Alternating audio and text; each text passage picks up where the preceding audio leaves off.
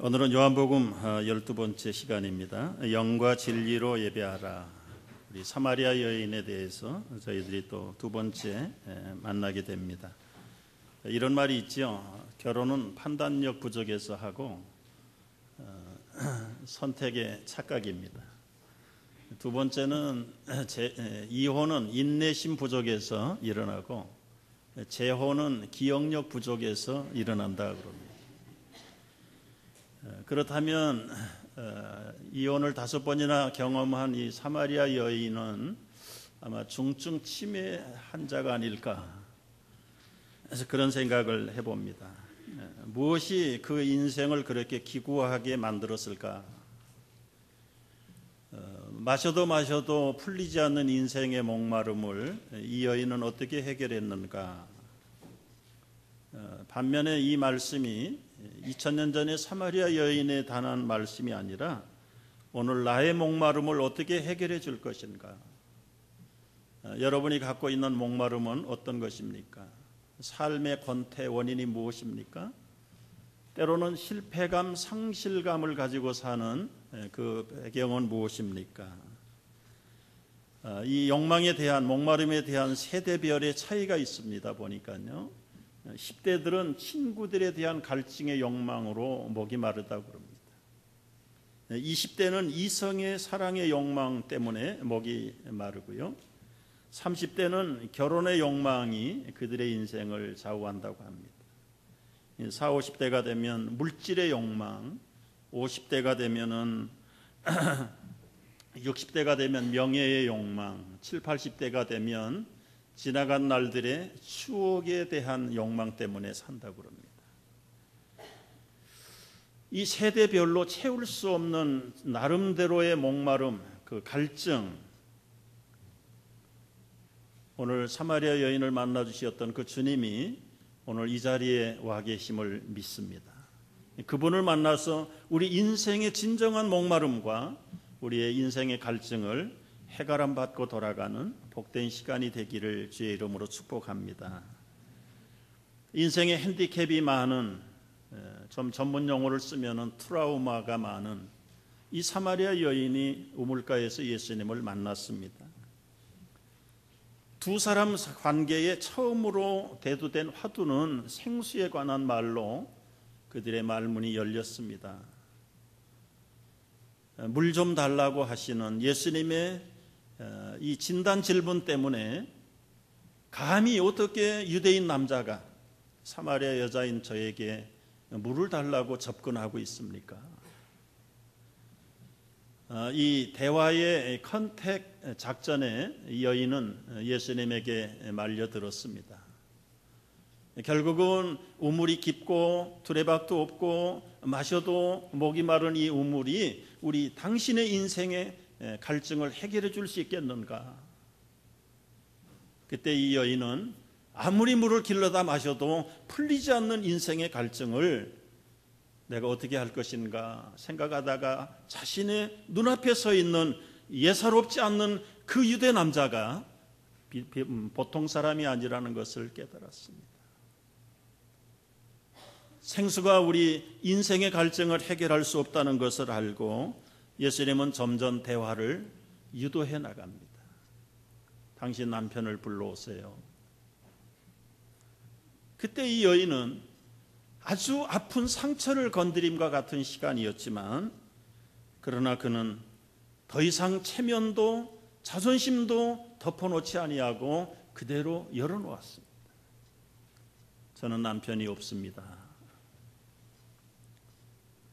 옳다. 지금 남편도 정실 부부가 아니구나. 삶의 약점을 여과 없이 타치할 때 예전 같으면 아마 입에 거품을 물고 싸우자고 덤볐을 거예요. 내가 결혼 5번 하는데 당신 뭐 보태준 거 있느냐고. 그러나 이제는 이 여인이 자신의 지나간 상처와 아픔을 그대로 내놓고 진실한 고백을 하고 있습니다. 나는 남편이 없습니다. 내 인생의 한계가 여기입니다. 여러분, 실제로 주님의 치유를 받기를 원한다면 상처를 내놔야 합니다.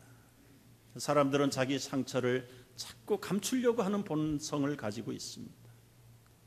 체면 때문에, 낡은 자존심 때문에, 그리고는 약점을 드러내는 것을 싫어해서 자기의 약점과 아픔과 상처를 감춰버리고 그러면서도 낫기를 원하는 것이 참 이해할 수 없는 현대인들의 모습입니다.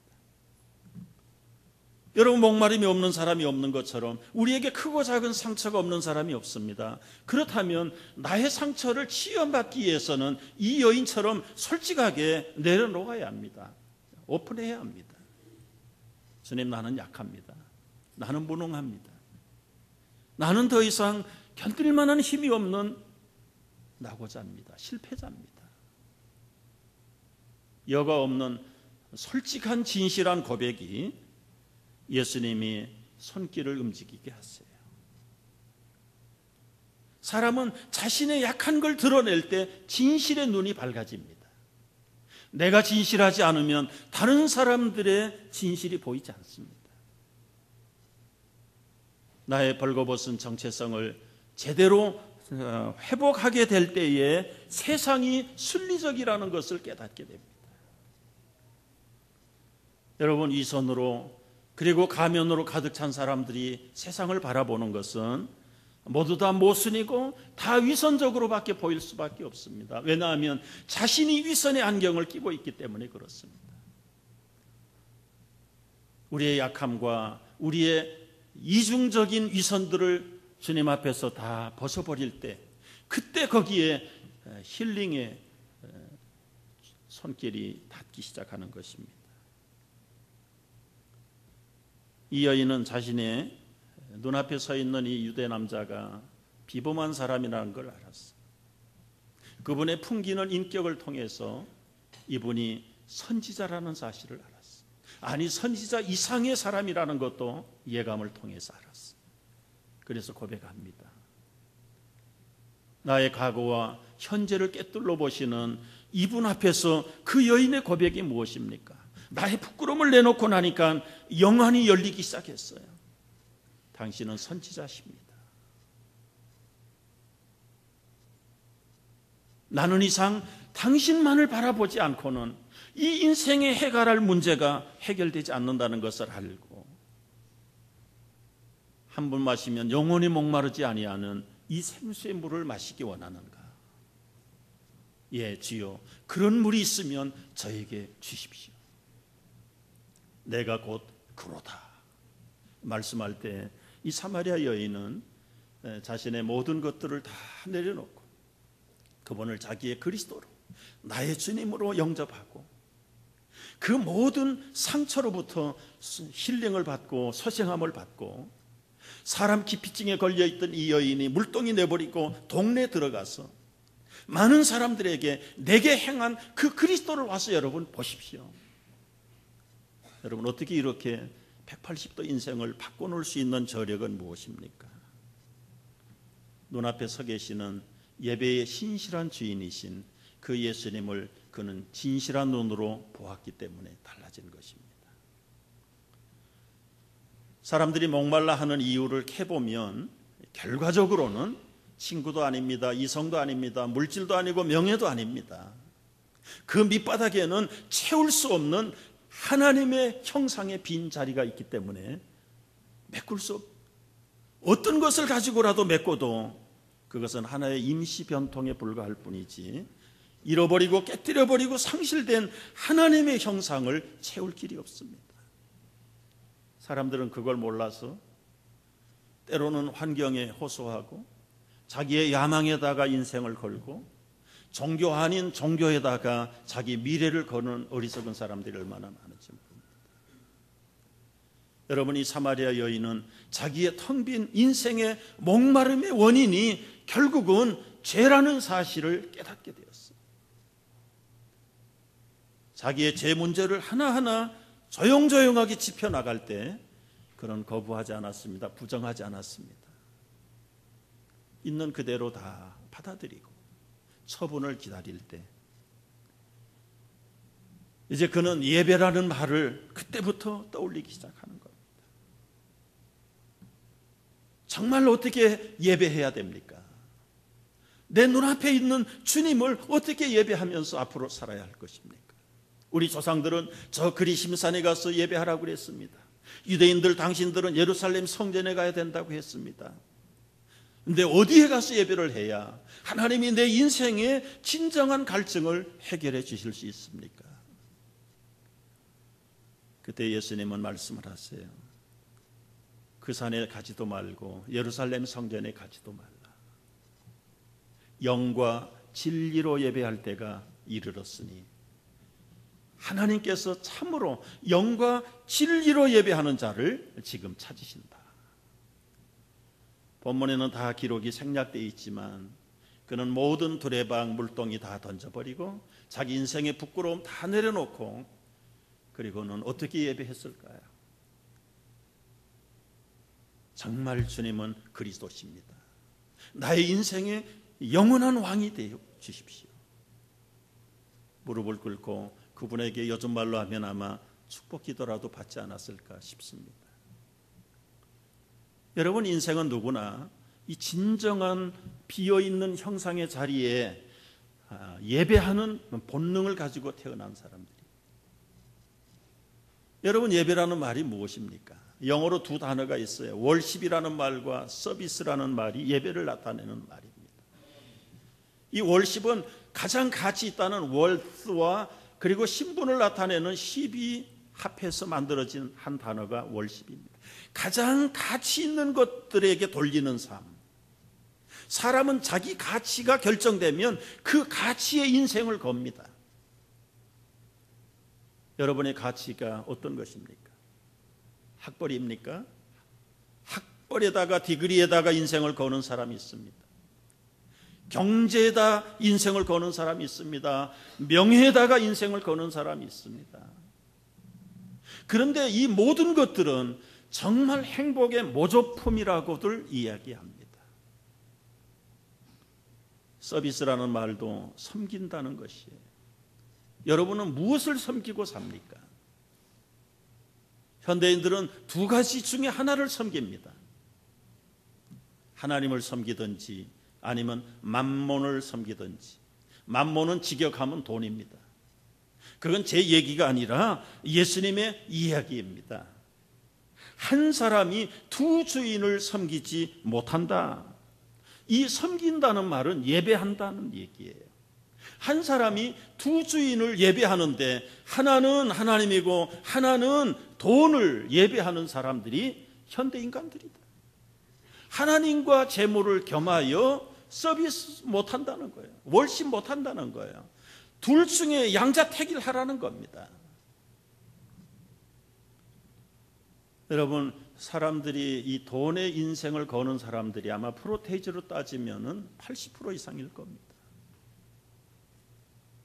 돈 앞에 학벌을 걸었습니다. 재능을 걸었습니다. 자기 가문 인생을 다 걸고. 왜요? 그 돈이 인생에 가장 가치 있는 것이라고 믿고 따르기 때문에 거기에 모든 것을 다 바칩니다.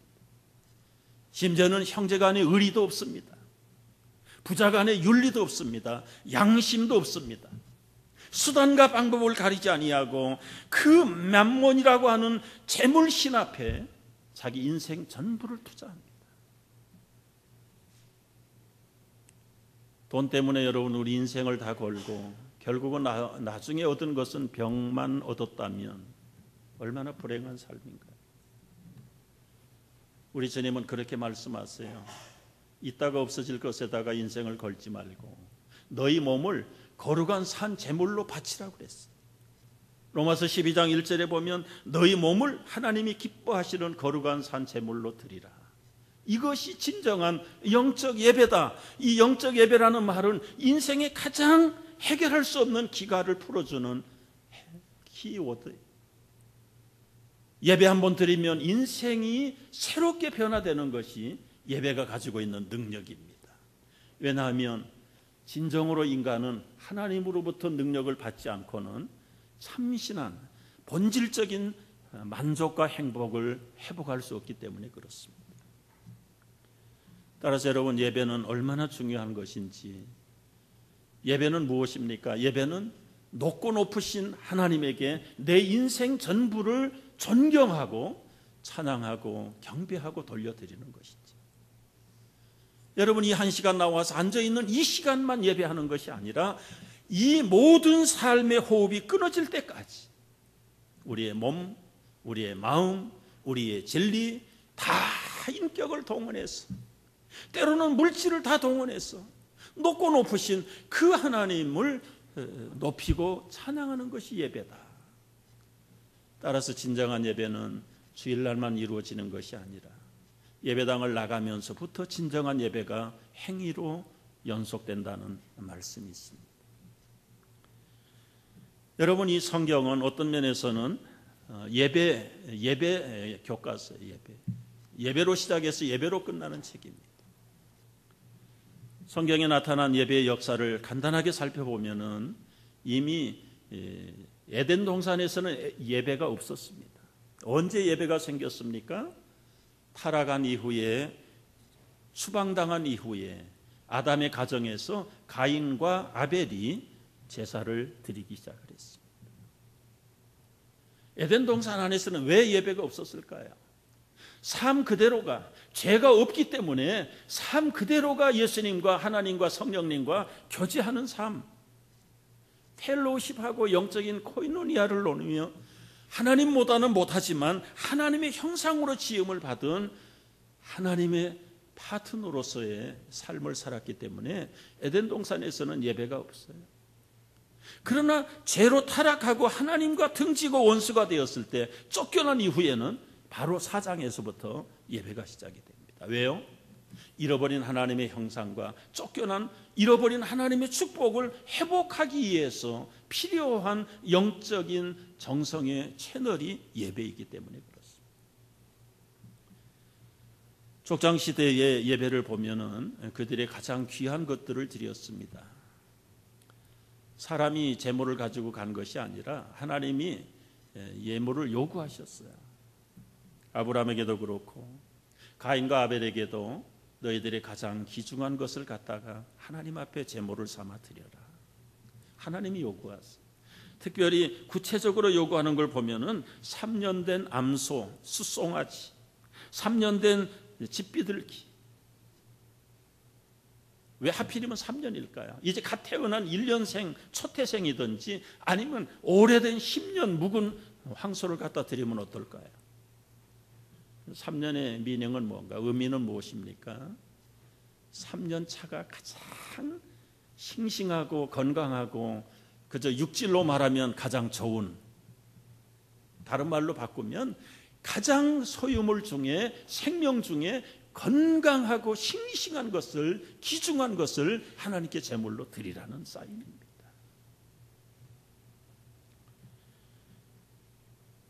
첫 번 제사는 가인과 아벨의 제사를 여러분 우리 기억하죠. 아담의 아들들입니다. 가인은 농산물, 곡식을 가지고 제물을 삼아서 드렸고, 아벨은 땅에 첫 새끼를, 양을 드려서 하나님께 제물을 드렸는데, 가인과 그 제물은 연락하지 않았고 아벨과 그 제물은 연락하셨습니다. 예배 한 번 잘못 드리는 것 때문에 가인은 최초의 살인자가 됐고, 예배 한 번 잘 드리는 것으로 아벨은 최초의 의인이 되었습니다. 여러분, 예배의 기중성이 여기에 있습니다. 예배를 본다고 그러는데 본다는 말은 맞지 않습니다.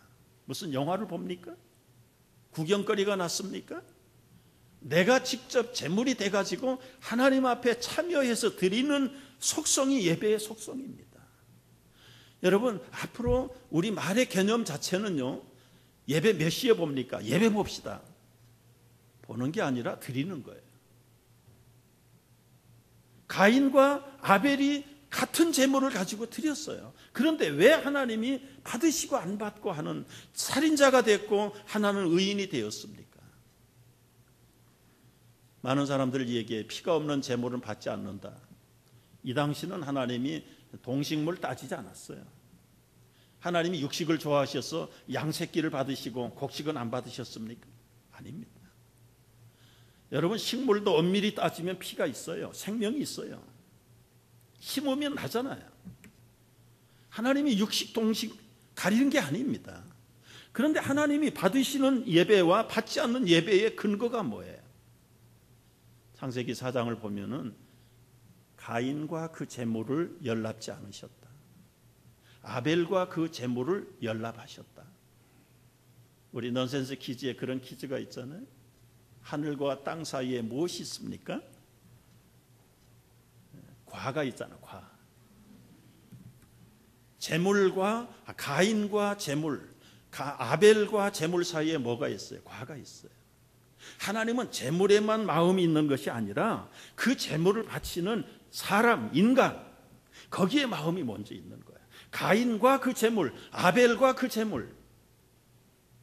만약에 바꿔서 드렸다면 어떻게 됐을까요? 가인이 양새끼를 드렸으면 받으셨을까요? 저는 그렇게 해석하지 않습니다. 하나님이 원하시는 건 식물이냐 동물이냐 그거 개의치 않으세요. 곡식을 바쳤던 첫 새끼를 바쳤던 그 바치는 그 작자가, 그 인간이 어떤 인간이냐, 어떤 인격으로 하나님을 대우하고 바쳤느냐, 그게 바로 가지고 있는 의미가 가인과 그 열매입니다. 그 제물입니다. 아인과 그 제물입니다. 여러분, 예수님은 이것도 역시 똑같이 적용하셨어요. 헌금하며 헌금하는 것을 멀리서 바라보시던 예수님, 넉넉하고 부자가 많은 헌금을 액수를 넣었을 때 그거 칭찬하지 않으셨어요. 그러나 과부가 엽전 2닙을 넣을 때 칭찬하셨어요. 여러분, 지금 예수님이 보시는 것은 헌금의 양을 보고 계십니까? 그렇다면 예수님의 그 중심을 우리는 놓치고 있는 거예요. 많고 적음이 아니라 그 작을지라도 그거를 귀중하게 바치는 그 의지할 데 없는 과부의 그 인격, 그 진정한 마음, 진실. 부자가 그런 마음으로 드렸더라면 역시 예수님에게 칭찬 못 받을 이유가 없어요. 여러분, 적장시대 예배는 하나님 앞에 제물을 대신해서 내 인격을 바치는 거예요. 그러다가 모세 시대가 시작되면서 율법 시대 예배는 이제는 특정한 장소, 회막, 성막, 성전, 성소에서 특정한 장소에서 특정한 제사장이 그리고 대리 위임식을 통해서 제사를 드리게 된 것이 율법 시대의 예배의 특징입니다. 그때는 백성들이 직접 드리지 못했고 다 위탁을 해가지고 의식 그리고 대리적으로 제사장들이 제사를 드렸습니다. 포로 이후의 시대를 보시면은요, 그때는 회당 예배가 실시됐습니다. 이제는 회막도 없어지고 성막도 없어지고 성전도 다 파괴되고 그리고는 회당이라는 걸 건립을 했어요. 포로로 끌려간 그 지역에서 회당을 건설했어요. 돌아와서 또 회당을 건설했어요. 이 회당은 어떤 위치에 있는가? 구약의 성전과 신약의 교회가 생기기 전에 과도기적인 예배의 장소가 이 회당입니다. 회당에서 예배하고 기도하고 찬송도 가르치고 성경도 가르치고, 이 과도기적인 회당에서 결국은 이것도 미완성입니다. 앞으로 완성될 교회, 앞으로 완성될 예배당이 와야 되는데 아직 예수 그리스도의 십자가 죽으심과 부활 사건이 일어나기 전이니까 예수님도 그 회당에 가서 어린 시절에 영적인 훈련을 받고 교육을 받았던 것입니다. 그러다가 여러분, 예수님 시대의 예배는 어떻게 됐습니까? 이제는 구약 시대의 예배가 완전히 완성됐다는 것을 예언하셨습니다. 이 예수님 시대의 예배를 보면은 이 성찬과 세례의식, 성례식을 제정을 했고요. 그리고 자신이 죽으심과 부활로서 구약 예배의 실제 완성이 예배 속에 이루어졌다는 것을 보여주신 예배. 예수님의 죽으심과 부활을 통해서 이제 사도들이 예배를 어떻게 드렸습니까? 사도들은 주로 부활하신 주님을 찬양하며 그분이 평소에 하셨던 말씀, 설교 중심의 예배를 드렸어요. 예배당에서만 모인 게 아닙니다. 집에서 아침 저녁으로 말씀을 상고하며 부활하신 주님을 찬양하면서 그들은 예배했고, 모이면 떡을 떼고 성례식을 거행하고 찬미하면서 아주 즉석 기도와 감사 기도를 많이 하고, 그리고 흩어지면 전도하기 시작을 했던 것이 이 사도시대의 예배로 변형이 된 것입니다. 여러분, 한 가지 짚고 넘어갈 게 있어요. 우리 한국신문에 요즘 심심치 않게 안식일이 진정주일이냐, 그건 완전히 이단이다, 거짓, 목사들이 속이고 사기치는 거다. 분별이 없는 어느 목사가 광고를 내가지고 지금 가끔 신문에 나오는데, 여러분, 그건 어리석은 일입니다. 토요일 안식일이 진정한 안식일이냐? 율법적으로 볼 때 맞습니다. 예수님은 그 율법을 완성하시기 위해서 오신 분입니다. 예수님은 안식일의 주인이라고 하셨습니다. 예수님이 죽으심과 부활에서 살아나심으로 영원한 진정한 영원한 안식을 이루신 분입니다. 제자들이 그걸 몰라서 안식 후 첫날 토요일 날 예배하지 않고 안식 후 첫날 예배하기 시작했겠습니까? 그리고 절기나 안식일을 편론하는 자는 초등학문, 율법으로 돌아가는 거다. 다른 말로 하면 골로새서 표현을 보면은 예수님을 십자가에 다시 못 박는 거다. 왜냐하면 율법을 완성하신 예수님을 인정하지 않기 때문에 십자가의 구속의 그 놀라운 사건을 인정하지 않는 것이 어떻게 진리라고 말할 수 있느냐. 초대교회 때 그래서 안식일을 지켜야 된다, 절기를 지켜야 된다, 할례를 받아야 된다, 그렇게 주장하던 사람들이 2000년 전에 있었는데 지금 2000년 후에도 이 뉴욕 땅에 살고 있는 것 같아요.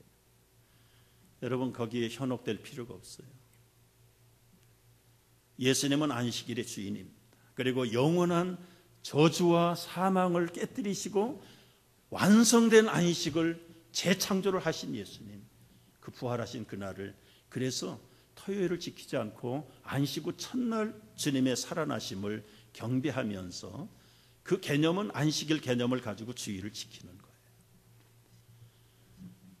여러분, 이제 현대 예배가 어떻게 됐습니까? 현대 예배는 이 중세시대 때 들어와서 너무 이 교황청이 제도화되고 의식화돼서 미사 중심의 예배를 드리기 시작했습니다.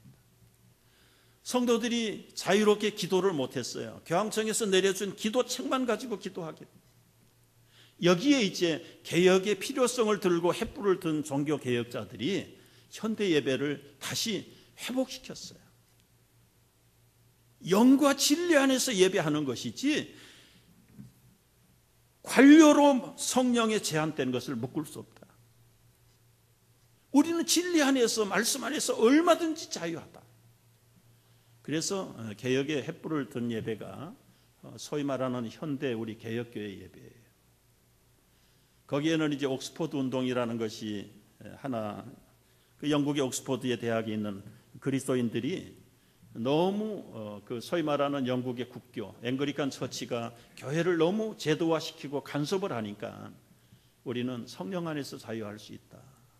우리는 국가가 교회를 간섭하지 못한다. 결국은 지금도 교황청에서 세계를 간섭하죠. 뭐 요즘은 옛날에 비해서 많이 오픈되어 있습니다만은, 그러나 개혁자들이 그 추구했던 그 자유는 아직도 우리 속에는 자유합니다. 그들에게는 아직도 모자랍니다. 거기다가 청교도들이 그 좋은 신앙들을 받아서 하나의 아주 엄격한 주일 성수와 11조와 기도와 그리고 철저한 경건을 지켜나가는 것이 우리 한국 장로교회의 예배의 기틀이 마련된 것입니다. 여러분, 이제 그 예배를 우리가 좀 깊이 생각을 해봐야 될 게 있어요. 예배의 요소가 뭔가? 우리 예수님 말씀한 대로 영과 진리예요. 개역 성경에는 신령과 진정으로 그렇게 했죠. 지금 우리가 가지고 있는 성경에는 영과 진리로 예배하라. 영과 진리는 뭔가? 이제 설명을 드리고 싶어요. 근데 예배의 핵심은 뭐냐? 영과 진리다. 이 두 가지를 겸비하지 않으면 미신적인 예배 드리게 되고, 아니면 지적인 예배를 치우치게 된다. 요즘은 없는데 옛날에 가끔 그런 분들이 계세요. 목사님, 뭐 잘 안 되는데 예배 좀 세게 좀 봐주세요. 예배를 좀 세게 봐달라는 거예요. 근데 이런 예배 요소, 잘 이해하지 못하는 이런 예배는 소위 말하는 이 사마리아 사람들의 예배입니다. 그 여인의 말을 보세요. 우리 조상들은 이 산에서 예배했습니다. 이 그리심산에서 예배했습니다. 당신들의 말은 예루살렘 성전에서 예배한다고 해야 합니다.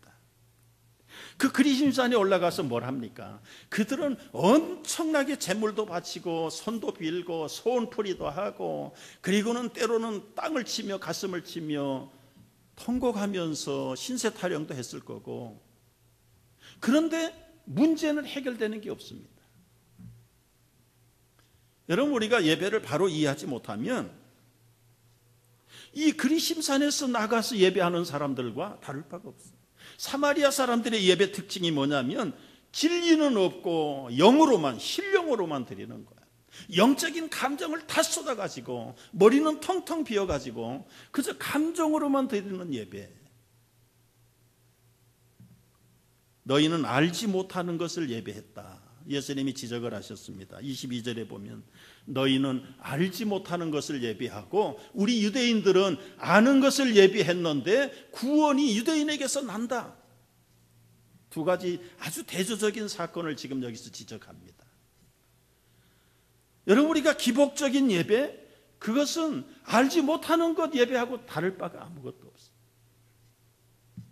서울에서 개척교회 할 때 믿지 않는 할머니 한 분 전도해가지고 이제 예배 참석을 하는데, 이분은 꼭 예배당 본당에 들어올 때 합장하고 절을 하고 들어와요. 그리고 나갈 때도 보면 돌아서 가지고 합장하고 절을 하고. 뭐하고 똑같습니까? 법당에 가는 거나 예배당 가거나 차이가 없어. 장소만 달라진 거지요. 이분은 그야말로 알지 못하는 것을 예배하는 거예요. 여러분, 알지 못하는 걸 믿는 게 미신이잖아요. 모를 믿자에다 믿을 신자가 미신이에요. 우리가 이 예배당에 나와서 예배의 본질과 개념을 제대로 이해하지 못하면 우리도 역시 기복적인 알지 못하는 미신주의에 빠져 있지 않는지 한번 냉철하게 생각을 해보고 우리를 바로잡아야 돼요. 사마리아 사람들은 알긴 알았어요. 뭘 알았어요? 모세오경도 가지고 있었습니다. 그리고 산당이라는 것도 가지고 있었고요. 충분히 나름대로 전통을 다 가지고 있어요. 그 그리심산은 아브라함이 이삭을 바쳤던 곳입니다. 참 역사성도 가지고 있는데 그들이 알지 못하는 것이 무엇입니까? 아무리 제물을 드리고 아무리 손을 빌고 기도를 해도 그들의 죄 문제가 해결되지 법이 없단 말이죠. 여러분, 우리가 예배라는 것이 결과적으로는 우리 인생의 목마름의 근본도 마찬가지고, 예배가 회복되지 아니하면 우리 인생의 목마름이 그치지 않습니다. 여러분, 예배당 와가지고 하루 은혜 받지 못하고 돌아가 보면 일주일이 편치 않죠. 과거에 우리 경험했어요. 교회가 편치 않으면 우리 인생이 편치 않아요. 그건 무엇을 말하는 것입니까? 예배가 하나님 앞에 드려지지 않았다는 이야기입니다. 오늘 저녁에 여러분 돌아가시면서 여러분 식탁에서 교회에서 있었던 어떤 까십거리를 얘기한다고 하는 것은 신령과 진정으로 예배를 드리지 않았다는 증거예요. 오면은 여기에서 여러분 무슨 흉을 잡을 게 아니에요. 약점을 잡을 게 아니라 진정 내 자신을 홀딱 주님 앞에 드리는, 그래서 살아계신 주님을 체험하고 만나고 영적으로 하나가 되는 이 기쁨을 가지고 또 월요일 날부터 토요일까지 살아가는 거예요. 그런 여러분 되시기를 주의 이름으로 축복합니다.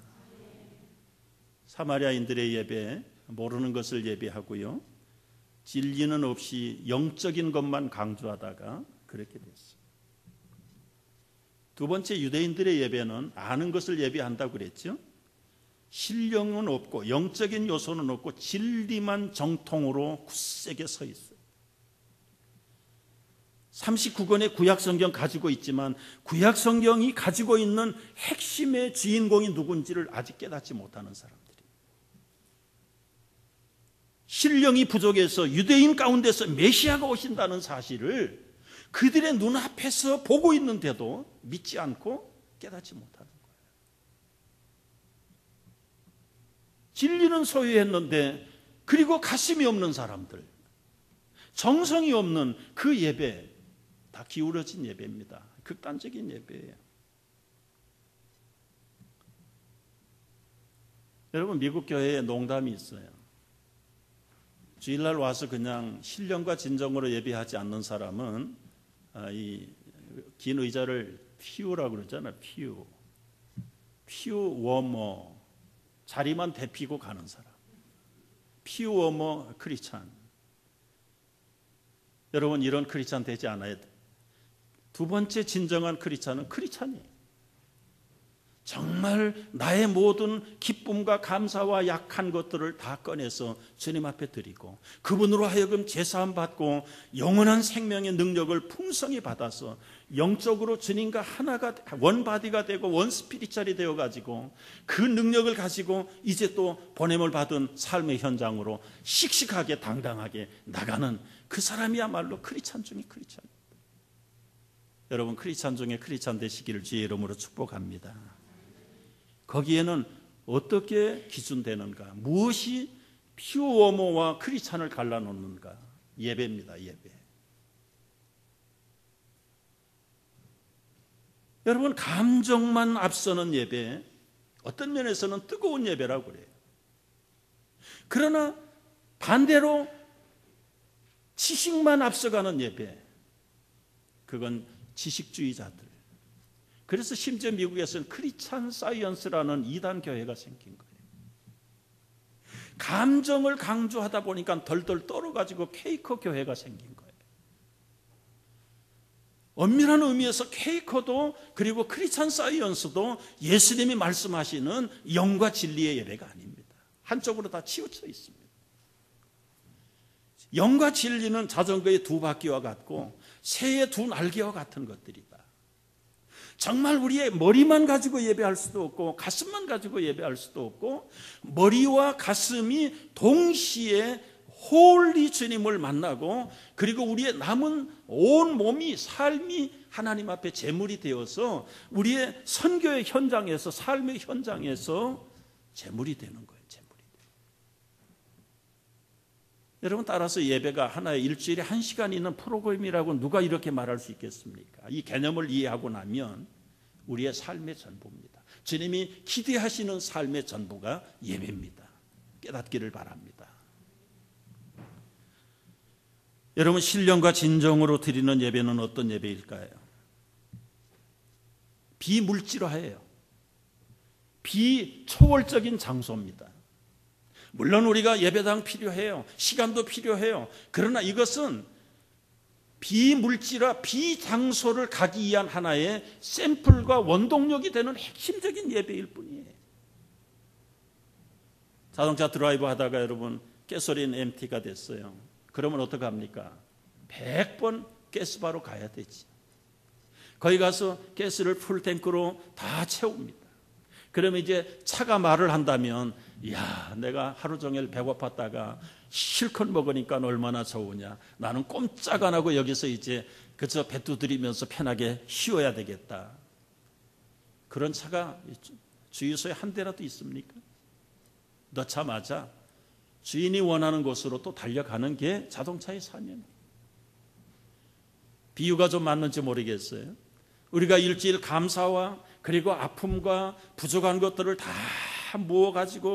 묻어가지고 와서 우리 하나님 앞에 내어놓고 십자가에서 약한 걸 강함에 치유받고 우리의 크고 작은 죄를 용서함 받고 하늘의 능력과 권세를 힘입어서 우리는 또 보내심을 받은 곳으로 가는 거예요. 이게 진정한, 오늘 이 여인을 보십시오. 그렇게 대인 기피증에 걸렸던 사람이 물동이 내버리고 두레박 던져버리고 동네에 들어가서 내가 만난 그리스도를 여러분 와서 보세요. 이게 진정한 예배를 경험한 사람. 자신의 약점도 상처도 다 치유받은 사람. 누가 손가락질을 해도 이제 두려워하지 않습니다. 왜냐하면 영원한 생수를 마셨기 때문에.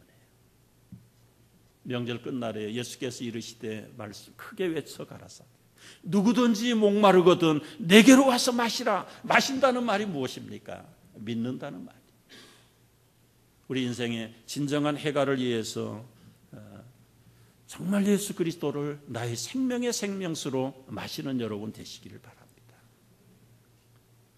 오래전에 제가 마산 요한 결핵병원에 가 입원을 했을 때 그 예배당 한쪽 벽에 이런 시가 붙어 있었어요. 그 시를 쓴 분은 역시 목회를 하다가 폐병에 걸려가지고 폐 한쪽을 잘라낸 김정준 목사님이세요. 이분은 연세대학 교수도 하시고 한신대 총장도 하신 분인데 참 중증 결핵에 걸려가지고 그 마산 요양소에 들어오는 사람들은 다 말깁니다. 일어나서 예배할 힘도 없는 그 자리에서 누워서 살아계신 주님을 예배하다가 그전에도 믿고 의지하던 주님이지만 예배를 통해서 살아계신 주님을 새롭게 만난 다음에 이런 시를 썼어요. 너무너무 놀랍고 감사해서 하늘에 가득 찬 하나님의 영광, 온 땅에 충만한 존귀하신 하나님, 생명과 빛으로 지혜와 권능으로 언제나 우리를 지키시는 하나님, 성부와 성자와 성령 삼위의 하나님, 나의 예배를 받아주시옵소서. 일어날 힘이 없었어. 그 바닥에 누워가지고 성부, 성자, 성령, 나의 하나님, 나의 예배를 이렇게 드리지만 받아주시옵소서. 그 예배가 연락되고 나니까 사랑이 넘치는 자비하신 하나님, 은혜가 풍성한 구원의 하나님, 참회의 심령에 평안을 주시고 죄악의 허물을 용서하여 주옵소서. 찬송과 영광과 생명 구원의 하나님, 우리 예배를 받아주시옵소서. 훗날 곽상수 교수가 곡을 붙여서 우리 찬송가 9장을 만들었습니다. 저도 그 빈 예배당에서 이 시를 보면서 언젠가 개편 찬송에 이분의 시가 곡이 붙어가지고 나왔을 때 불렀어요.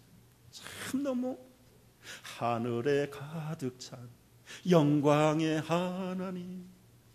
비록 나도 죽음과 삶 속에서 허덕거리는 불쌍한 인생이지만 그러나 주님을 영화롭게 만나고 나니까 이제는 죽음도 그리고 삶도 중요한 것도 아니고 두렵지도 않고 겁날 것도 없고, 죽으면 주님과 함께 있고 살려주시면 주님과 함께 살아서 주를 위해 남은 생애를 살 것을 알기에 위를 봐도 하나님의 영광, 땅을 봐도 하나님의 영광, 내 속을 보면 참 그저 참여할 것밖에 없고 연약한 것밖에 없어. 참 주님 앞에 가슴을 치며 늘 눈물을 흘리면서 주님을 바라볼 때 주님은 이 땅에서 채워줄 수 없는 목마름의 인생의 갈증을 그 자리에서 채워주시는 것을 많은 사람들이 체험하고 저도 체험해요. 여러분도 체험하고 여기에 우리가 있는 줄 압니다. 남은 생에 우리가 해야 할 일이 무엇입니까? 이제는 우리 인생의 갈증을 해결해 주신 주님, 아직도 해결함 받지 못했다면 이 시간에 부족한 인격이나마 다 십자가 내려놓고 진실한 고백, 그게 있어야 돼요. 낡은 자존심, 체면 다 벗어버리고 주님, 내가 이렇게 나왔습니다. 심령에 참여한 마음으로 나왔습니다. 가난합니다. 불쌍합니다. 고난도 슬픔도 나는 감당할 수 없는 사람입니다. 그러나 우리의 자랑과 기쁨은 주님밖에 없습니다. 내어놓고 기도할 때에 주님께서 우리의 모든 아픔과 상처를 어루만지시고 힘 있는 사명자로 변화시켜 주실 줄을 믿습니다. 기도하겠습니다.